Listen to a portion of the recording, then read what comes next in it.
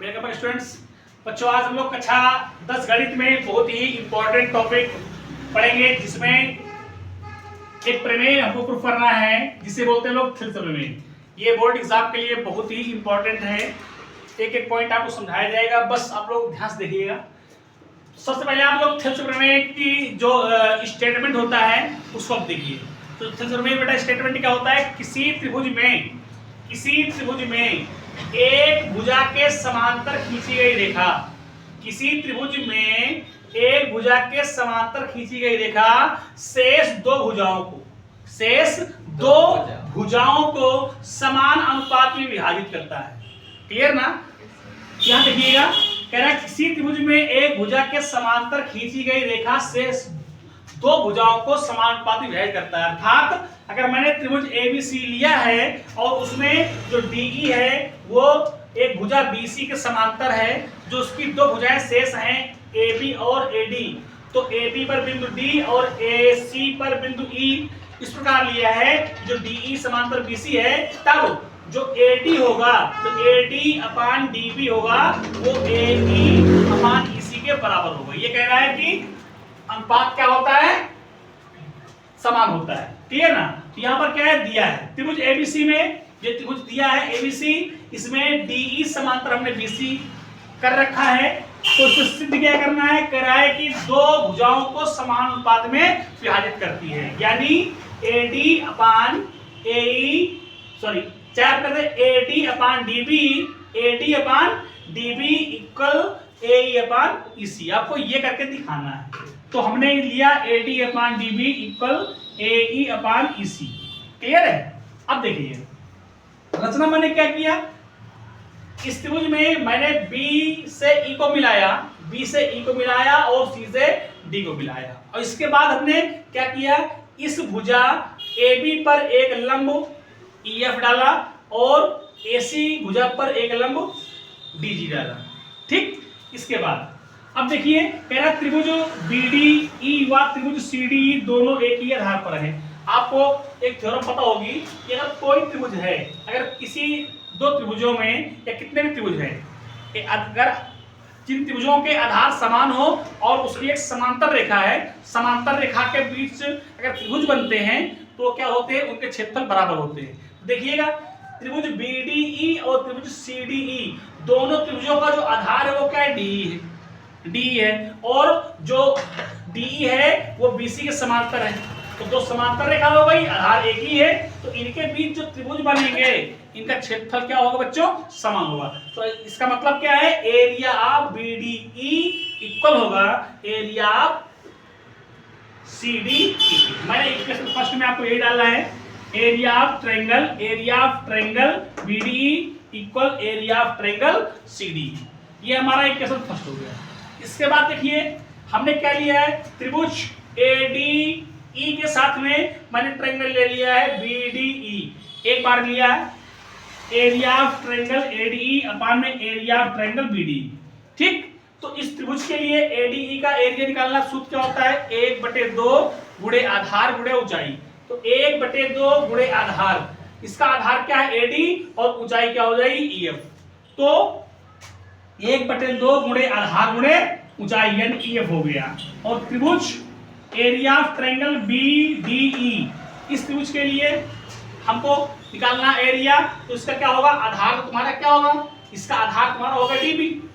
तो सूत्र हो गया 1/2 गुणे आधार हो गया DB, और ऊंचाई लंब क्या डाला जा रहा है? EF, तो ये EF हो गया। अब आप क्या करेंगे? 1/2 से 1/2 कंसीडर कर दीजिए, EF से EF कट जाएगा तो क्या बचेगा? AD अपान DB। मैंने लिख दिया, ये आपका इक्वेशन हो गया सेकंड। इसी प्रकार आपने क्या किया, इस ट्रायंगल के साथ में ADE के साथ में आपने ट्रायंगल ले लिया CDE। सेम ऐसे आपको करना है। तो इसके लिए आधार बेटा ये भुजा लेंगे, तो इसके लिए एरिया ऑफ ADE के लिए क्या करेंगे? 1/2 गुणे आधार यानी AE गुणे ऊंचाई क्या है? DG। क्लियर है? बटे में एरिया ऑफ ट्रायंगल CDE के लिए क्या करेंगे? 1/2 गुणे आधार होगा EC और ऊंचाई हो गई DG। तो आपने लिख लिया है 1/2 गुणे AE इंटू DG इसके लिए एरिया ऑफ ट्रायंगल CD के लिए 1/2 इंटू EC इंटू BC 1/2 से 1/2 कट गया, DG से DG कट गया, कितना आया AE अपॉन EC। ये इक्वेशन क्या हो गया थर्ड। अब आप क्या देख रहे हैं इक्वेशन फर्स्ट सेकंड और थर्ड से। फर्स्ट में उसने क्या बोला कि area of triangle BDE equal होगा एरिया ऑफ ट्रायंगल CDE, ये इक्वल है बता दिया गया। सेकंड में बोला जा रहा है area of triangle ADE upon area of triangle BDE, ये इक्वल ये दिया गया है area of triangle ADE upon area of triangle CDE। ठीक, तो इसमें देखिए ऊपर वाला ऊपर से बराबर है, इन अंश अंश से इक्वल हो गया, और हर देखिए एरिया ऑफ ट्रायंगल BDE और एरिया ऑफ ट्रायंगल CD अगर ये इक्वल हो जाए तो ये दोनों इक्वल हो जाएंगे। तो ये इक्वल करने के लिए इक्वेशन फर्स्ट देखिए ये इक्वल इसके हो गया। तो समीकरण 1, 2 और 3 से आपने देखा क्या कि बायां पक्ष बायां पक्ष के बराबर है, इसका मतलब क्या हुआ कि दायां पक्ष भी दायां पक्ष के बराबर होगा। तो समीकरण 1, 2 और 3 से हमने देखा कि AD अपॉन DB इक्वल हो गया AE upon EC।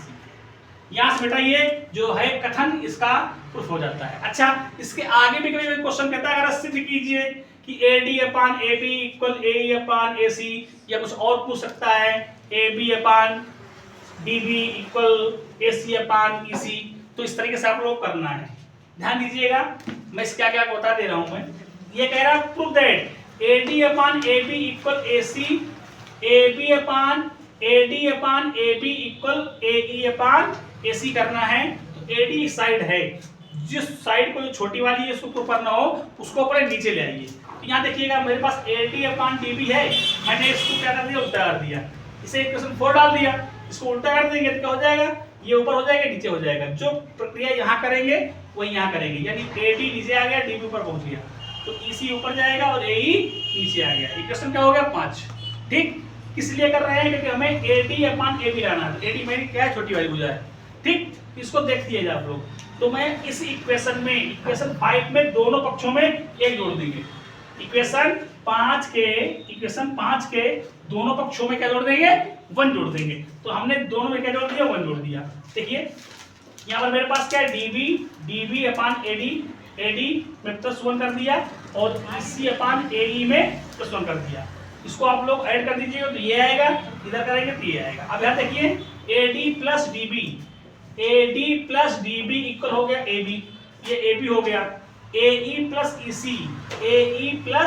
EC equal क्या हो गया AC। तो ये हो गया AB अपॉन AD, तो हो गया AC अपॉन AE। अब इसको देखिए अगर इसको उल्टा कर देंगे विकल्प कर देंगे तो क्या हो जाएगा, ये ऊपर हो गया और ये नीचे, यानी ये हो गया AD और अपान में AB, ये हो गया AE अपान में AC। इस तरीके से बच्चों ये आपको बेहतरीन तरीके से समझ में आ गया होगा। अगर आप लोगों को समझ में कोई चीज़ नहीं आई है तो आप लोग कमेंट करके जरूर बताएंगे। Thank you.